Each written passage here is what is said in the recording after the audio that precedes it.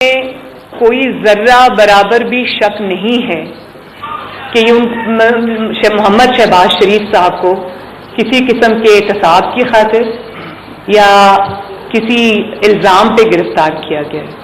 کیونکہ ان کے اوپر تو ریفرنس جو ہے وہ چل رہا تھا، تو ریفرنس کے درمیان میں گرفتار کرنا، جیسے مجھے گرفتار کیا تھا، میرے پہ آج تک 1.5 سال ہو گیا، ریفرنس نہیں بنا۔ مجھے نیب میں لے جا کے میرے ساتھ مجھے کہانیاں سنائی جاتی تھیں، میرا پوچھا جاتا تھا کہ اس طرح سے چکر لگوا کے ان کا جو وہ فیصلے پہلے لکھ کے لائے ہوتے ہیں، انہوں نے ان کو گرفتار کرنا تھا۔ لیکن اس میں کوئی دو رائے نہیں ہے، کوئی کنفیوژن نہیں ہے، قوم بھی یہ جانتی ہے، یہاں پہ بیٹھے میڈیا کے معزز حضرات بھی یہ جانتے ہیں، اس قسم کی جو فیصلے دینے والے لوگ ہیں وہ بھی یہ جانتے ہیں، اور مسلم لیگ نون بھی بہت اچھے سے جانتی ہے کہ شہباز شریف کو جس چیز کی سزا آج ملی، جس طرح سے ان کو عدالتوں کے چکر لگوائے جا رہے تھے، جس طرح سے ان کی اولاد کو، ان کی فیملی کو، ان کی بیٹیوں کو، ان کی وائف کو جس طرح سے ظلم کا نشانہ بنایا گیا، اس کی وجہ صرف ایک وجہ اس کی، اور اس کی وجہ یہ ہے کہ شہباز شریف نے سر توڑ کوششوں کے باوجود اپنے بھائی کا ساتھ نہیں چھوڑا، بلکہ انہوں نے وفاداری کی، اپنے بھائی ہونے کی، انہوں نے جو لائلٹی ہے، کمٹمنٹ ہے اپنے بھائی کے ساتھ، بھائی کے کاز کے ساتھ، پارٹی کے ساتھ، ایک لمحے کے لیے بھی وہ ویور نہیں کیے۔ اب دیکھیں آپ، ان کی وائف کو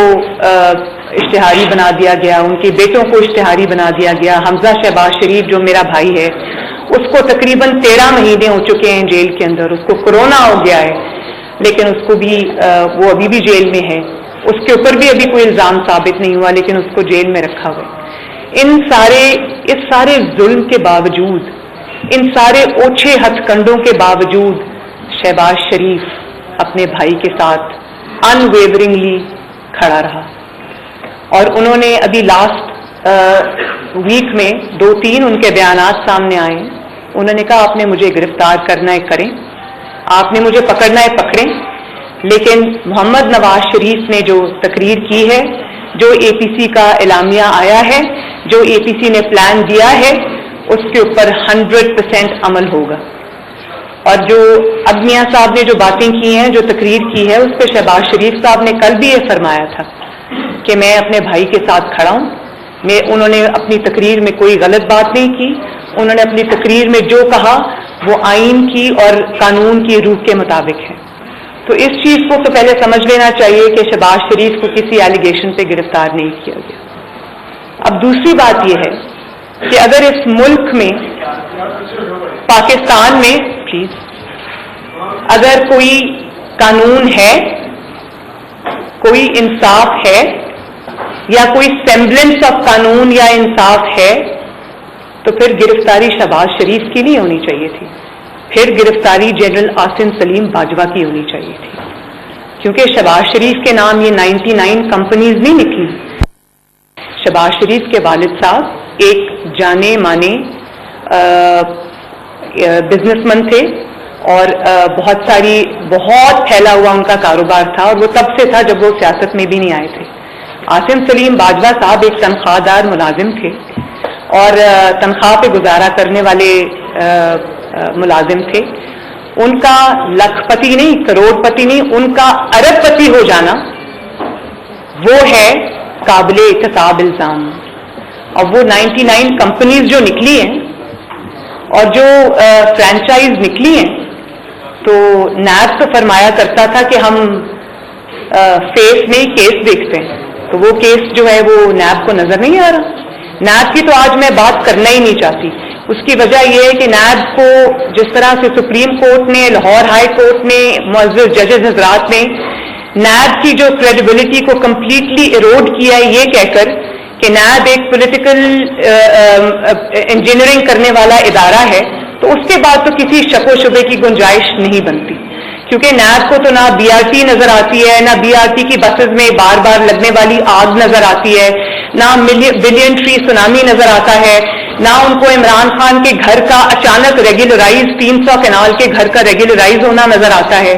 نہ ان کو بڑے بڑے وزراء کی کرپشن نظر آتی ہے، نہ ان کو یہ نظر آتا ہے کہ کس طرح راتوں رات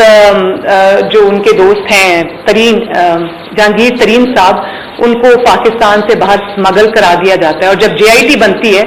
تو وہ بڑی ڈٹھائی سے یہ کہہ دیتے ہیں کہ میں نہیں آ سکتا، میری طبیعت خراب ہے۔ جب ان کے بیٹے کو بلایا جاتا ہے تو وہ کہہ دیتا ہے کہ میں اپنے والد کی تیمارداری کر رہا ہوں، اس لیے میں JIT میں پیش نہیں ہو سکتا۔ تو بات تو یہ ہے نا کہ جب عاصم سلیم باجوہ صاحب کے اثاثے سامنے آئے، جب ان کی وائف جو کہ گھریلو خاتون تھیں،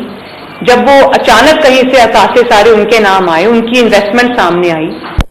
آتا ہے ذاتی کاروباروں کو، لیکن عاصم سلیم باجوہ صاحب کے کاروبار کسی کو نظر نہیں آتے، ان کے وائف کے نام کے جو اثاثے ہیں وہ کسی کو نظر نہیں آتے، ان کے بچے جو ایک تنخواہ دار ملازم کے بچے ہیں، ان کے اتنے بڑے بڑے اثاثے کسی کو نظر نہیں آتے۔ تو پھر تو ہم یہ سوال پوچھنے میں حق بجانب ہیں کہ یہ کس قسم کا انصاف ہے؟ اس قسم کا انصاف جو ہے جس میں عدالتوں کو بلیک میل کر کے، ججز کو بلیک میل کر کے، ان پر دباؤ ڈال کر، میڈیا پر دباؤ ڈال کر، اب آپ یہ دیکھیں کہ میڈیا پر دباؤ ڈالا گیا کہ عاصم سلیم باجوہ صاحب کی خبر آپ نے نہیں اٹھانی،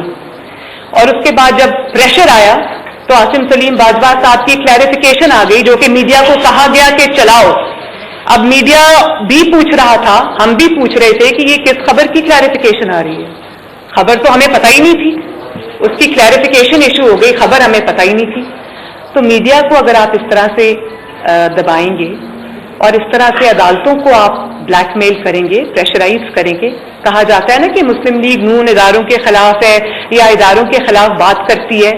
یہ بات جو آپ صرف یہ دیکھیں کہ اداروں کو اس طرح سے، چاہے وہ عدلیہ ہو یا وہ کوئی اور ادارہ ہو، جب آپ ججز کو بلیک میل کرتے ہیں، جب آپ معزز عدلیہ کو پریشر میں لے کے آتے ہیں، اس سے زیادہ متنازع کوئی چیز عدالتوں کو اور اداروں کو نہیں بنا سکتی۔ تو ہم تو آج پوچھنے میں حق بجانب ہیں کہ شہباز شریف کے خلاف تو کچھ ثابت نہیں ہوا،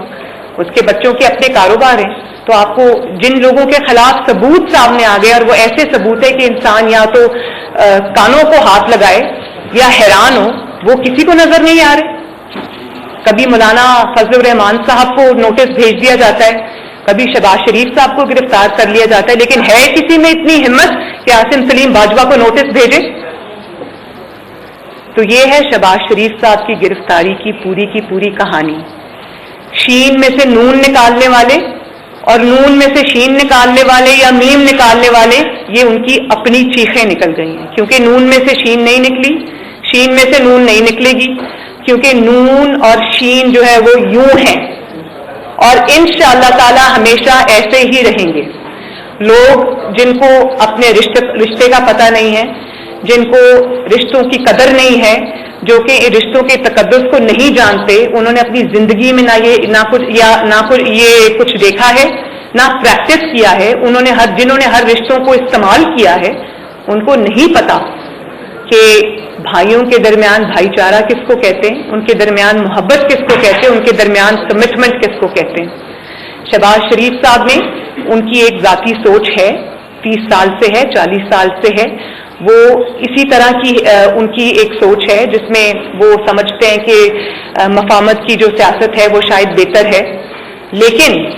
وہ یہ بات میاں صاحب سے بھی کرتے ہیں، پارٹی سے بھی کرتے ہیں، ہمارے درمیان میں بھی کرتے ہیں، لیکن جب میاں صاحب کا فیصلہ آ جاتا ہے تو اس کے آگے شہباز شریف سب سے پہلے انسان ہیں جو سر تسلیم خم کرتے ہیں۔ تو شہباز شریف صاحب آج ہمارے صدر ہیں، انشاءاللہ رہیں گے، لیکن وہ بھی نواز شریف کو اپنا قائد مانتے ہیں، وہ بھی نواز شریف کے حکم پر لبیک کہتے ہیں، اور نواز شریف کے حکم پر لبیک کہنے کی آج ان کو یہ سزا ملی ہے۔ دوسری بات یہ کہ عمران خان صاحب کو شاید یہ خوف ہے کہ شہباز شریف صاحب ان کے متبادل ہیں، اور اگر تھوڑی سی بھی جگہ انہوں نے شہباز شریف صاحب کو دی تو وہ ان کے متبادل کے طور پہ ان کی جگہ لے لیں گے۔ تو یہ خوف تو اپنی جگہ، جس کی جو کمزور وکٹ پہ کھیل رہا ہو، جو مسلط شدہ ہو، جس کو لایا گیا ہو، جس کو عوام کے 22 کروڑ عوام کے سروں پہ مسلط کیا گیا ہو، جس کی اتنی حیثیت نہ ہو کہ گلگت بلتستان کی میٹنگ GHQ میں چل رہی ہے اور وہ ساتھ والے کمرے میں چھپ کے بیٹھا ہے، جس کے اندر اتنی ہمت نہیں ہے، جو اتنا بزدل ہے کہ حمزہ شہباز شریف کو 13 مہینے سے اس لیے جیل میں رکھا ہوا ہے کیونکہ leader of the opposition Punjab ہے، اور وہ پنجاب کے اندر اپنے ایم پی ایز کو کنٹرول کر سکتا ہے, ان کے اندر کوئی تحریک چلا سکتا ہے, اس خوف سے اس کو رکھا ہوا ہے, اور شہباز شریف کو اس خوف سے جیل میں ڈال دیا. یہ عمران خان کا خوف میں آپ کو بتا رہی ہوں, اس طرح اس لیے جیل میں ڈال دیا کیونکہ اس کو وہ شہباز شریف کو اپنے متبادل کے طور پہ دیکھنا چاہتا ہے, اور اس کو وہ کوئی جگہ دیکھنا نہیں چاہتا. لیکن بات یہ ہے کہ عوام کی نظر میں, اسپیشلی پنجاب کے عوام کی نظر میں, اوور ویلمنگلی شہباز شریف صاحب صرف متبادل نہیں ہے, شہباز شریف صاحب پنجاب کے عوام کی نظر میں از دی اونلی چوائس. تو عمران خان کے جب تک یہ اس کے پاس بے ساکھیاں ہیں, وہ اپنی جو اللہ تعالیٰ کی طرف سے اس کی رسی دراز ہے, جو اس کو مہلت ملی ہوئی ہے, اس کو وہ اپنی چالاکی نہ سمجھے. اور ادارے بھی جو عمران خان کے ساتھ کھڑے ہیں, تو میرا یہ خیال ہے کہ اس چیز کے اوپر توجہ دی جانی چاہیے کہ ایک ایسے شخص کو آپ نے قوم کے سر پہ مسلط کر دیا ہے جس کو نہ صرف تجربہ کار ہے, بلکہ اس کو حکومت چلانے کا یا کوئی بھی ایسا کرنے کا کوئی اس کے پاس نہ ایکسپیرینس ہے, نہ عقل ہے, نہ فہم ہے, نہ فراست ہے. وہ ایک نادان دوست ہے جس نے ملک کو آج اس براہے پہ لا کے کھڑا کر دیا ہے. تو میرا یہ خیال کہ عمران خان سے زیادہ اداروں کو کسی نے بدنام کیا, کسی نے ان کو سیاست کے لیے اپنے پیٹی سیاسی گین کے لیے استعمال کیا. تو یہ اب سب کو یہ سوچنا پڑے گا کہ مسلم لیگ نون جو ہے وہ صرف شہباز شریف نہیں ہے. مسلم لیگ نون جو ہے وہ 22 کروڑ عوام کی, کروڑوں عوام کی جو پنجاب میں, پنجاب سے باہر کی ترجمانی کرتی ہے. تو مسلم لیگ نون کے ورکرز اس سب ڈیولپمنٹس پہ نظر رکھے ہوئے ہیں, عوام اس پہ نظر رکھے ہوئے ہیں. اگر عمران خان کو اسی طرح سپورٹ کیا جاتا رہا, ملک کو اسی طرح اندھیروں میں جھونکا جاتا رہا, تو یہ پھر مسلم لیگ نون کے ہاتھ سے بھی بات باہر چلی جائے گی. اور جہاں تک آخری بات اب میں یہ کر دوں کہ جہاں تک اے پی سی کا تعلق ہے, اے پی سی کے جو ایجنڈا ہے اس کا تعلق ہے, اس کی امپلیمنٹیشن کا تعلق ہے, تو آپ چاہے شہباز شریف کو گرفتار کریں, آپ چاہے مریم نواز کو گرفتار کریں, چاہے آپ یہ میرے ساتھ بیٹھے ہوئے مسلم لیگ نون کے شیروں کو گرفتار کریں, یہ تحریک انشاءاللہ تعالیٰ رکنے والی نہیں ہے. یہ تحریک چلے گی, یہ تحریک چلے گی, یہ تحریک انشاءاللہ تعالیٰ پورے جذبے کے ساتھ چلے گی. اور اس کا میں یہ سن رہی ہوں کہ آپ آج استعفے دے دیں تو ہم کل نئے الیکشن کرا لیں گے. یہ سب مجھے سمجھ آ رہی ہے کہ یہ آپ کا خوف ہے جو بول رہا ہے. آپ یہ الیکشن نہ کرا سکتے, نہ انشاءاللہ تعالیٰ آپ کو اتنی مہلت ملے گی. اتنی سیٹ پہ الیکشن کرانا کوئی آسان کام نہیں ہے, اور اگر آپ الیکشن کرائیں گے تو مسلم لیگ نون میدان میں کھڑی ہوگی, میدان میں لڑے گی. اور گلگت بلتستان میں آپ جو کر رہے ہیں, راتوں رات آپ نے جس طرح سے گلگت بلتستان کے الیکشن کو انجینئر کیا, جس طرح سے آپ نے مسلم لیگ نون کے جو وہاں پر لوگ ہیں ان کو توڑنا شروع کیا ہے, جو پری پول ریگنگ آپ نے کی ہے, اور کیونکہ مسلم لیگ نون تھی وہاں پر, تو آپ کو الیکشنز کو ڈیلے کرنا پڑا. یہ جو کرونا اور یہ سب ہے نا, یہ سب بہانہ ہے. تو میں قوم کو اس پریس کانفرنس کے توسط سے یہ ریکویسٹ کرتی ہوں کہ کیونکہ گلگت بلتستان تھوڑا مین اسٹریم اس سے باہر ہے, تو اس کے اوپر نظر رکھیں. مسلم لیگ نون انشاءاللہ تعالی ہارے یا جیتے گلگت بلتستان کے الیکشن میں, لیکن اتنی آسانی سے آپ کے لیے میدان کھلا نہیں چھوڑے گی. اگر آپ کو یہ کرنا ہے, اگر آپ کو انجینئرنگ کرنی ہے, اگر آپ کو یہ الیکشن سٹیل کرنا ہے, چھیننا ہے, تو پھر یہ آپ کو پاکستان کے عوام کی نظروں کے سامنے کرنا پڑے گا. آپ یہ کام چھپ کے نہیں کر سکتے. آپ اس کام میں کامیاب انشاءاللہ تعالی نہیں ہوں گے. آپ جو کریں گے وہ عوام کے سامنے آئے گا. تو یہ اس کے ریپرکشنز اگر مسلم لیگ نون کے لیے ہوں گے تو آپ کے لیے بھی ہوں گے. Thank you.